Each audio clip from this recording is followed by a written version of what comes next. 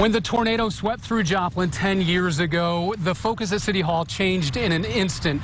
The focus was search and recovery, and some of those programs continue today.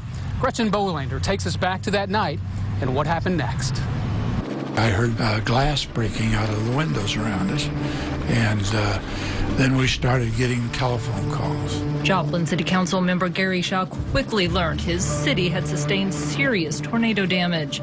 It wasn't long before he got a first-hand view of just how bad it was during a ride along the path of destruction with a Joplin police officer. I thought I was in another world.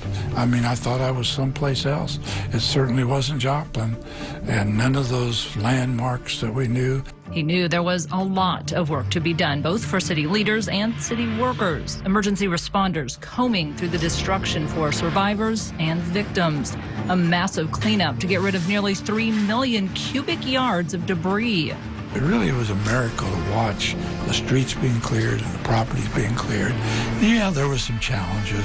One of the issues was how to let tornado survivors know what was happening. Obviously, people did not have a TV. They didn't have a house in some cases. They may not have a car to listen to a radio. So we needed to find ways to reach out to people. An emergency operations center was the headquarters for all the decision making. They had staged mock disasters in the past, so they had a game plan in place. But the sheer magnitude of the destruction caused unforeseen complications. We didn't have enough phone lines. We didn't have enough computers. Of course, our IT department kicked into gear. And it wasn't always what to do, but sometimes what not to do, like a circus volunteering elephants for the cleanup.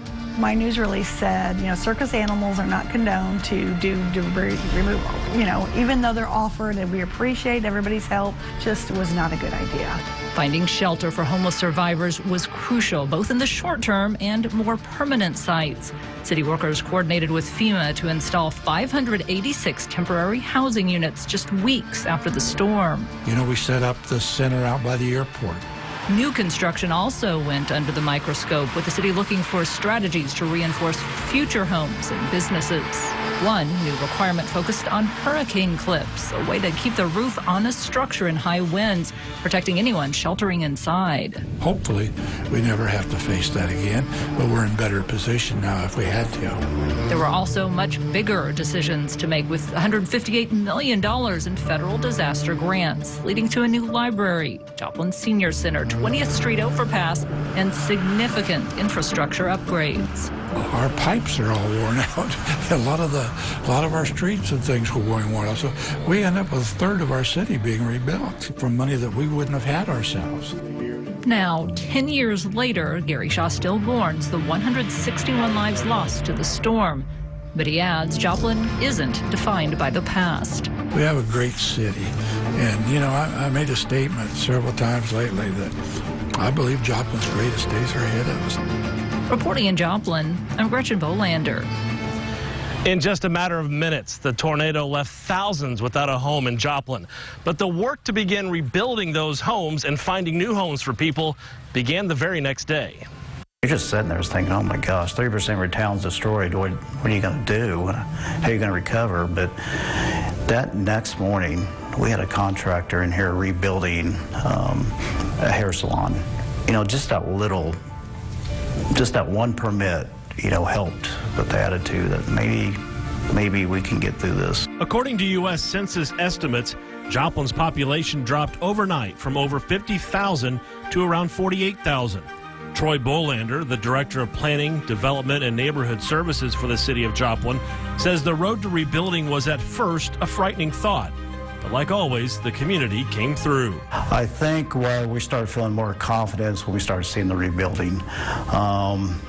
It was a holistic effort. You see even some major employers keep the employees on the payroll. Nonprofits such as Economic Security Corporation, Joplin Habitat for Humanity, and Joplin Housing Authority all contributed to make sure we can find housing for these displaced citizens. Most of the displaced citizens found new housing within a 30-mile radius of Joplin. We saw some neighborhoods that were high rentals, such as 70%. That was challenging for them to get housing stock back up. What we try to do is create a housing program to incentivize buyers to buy a home in the disaster recovery area, which also encourage builders to build on those lots as well.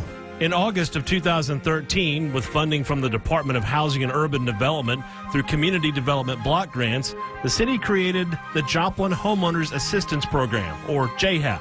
JHAP allowed borrowers to move into the city limits of Joplin with grant money, which allowed them to move quickly and hold on to that cash that they had and make some decisions with what they did with that.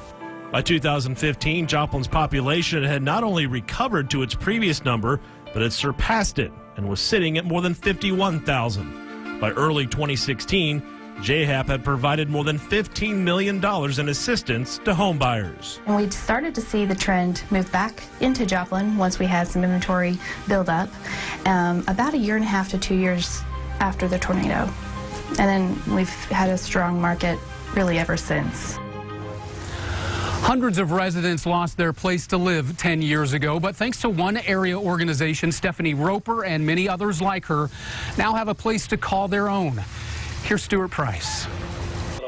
Stephanie Roper always joked that pigs would fly before she had the chance to own her own home. Where would you be without this? I would probably still be renting in a not so good area, just trying to make it paycheck to paycheck. But thanks to the Joplin Area Habitat for Humanity and some of the companies, churches, individuals, and organizations that support their mission, that changed in 2013. Oh, I would just say thank you, and that's just not even enough to be able to be a homeowner and to have a house to call my own and do what I want and have a yard. It's just been a blessing 10 times over. And while most homeowners dread the upkeep that come with that, she doesn't mind it a bit. I get excited when it's time to mow the yard because I get to keep it the way I want it. And I can change the flowers and do what I want. So no, it's awesome. And when something inside or out needs some TLC, she knows just where to go. I go to the Restore quite often whenever I need something. I always go first there to see if they've got it, before I go anywhere else.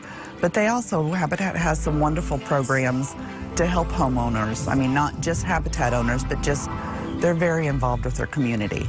Yeah, Stephanie's house is one of 46 homes of the 107 we built after the tornado that was funded by our church or a faith-based organization.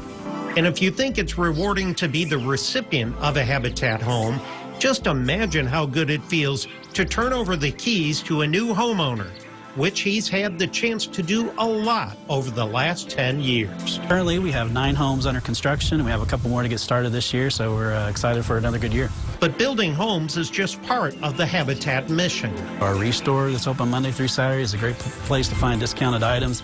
Our Brush with Kindness is light exterior repairs for homeowners in need, and also a critical home repair, which we've been doing for a couple years now, where we do more major rehab. So we encourage you to contact us and find out more about our programs. In Joplin, Stuart Price, KSN, Local News. For most Joplin tornado victims, losing everything is the worst thing that's ever happened to them. But for one man in particular, it's not the first time it's happened. We learn his incredible story from Stuart Price.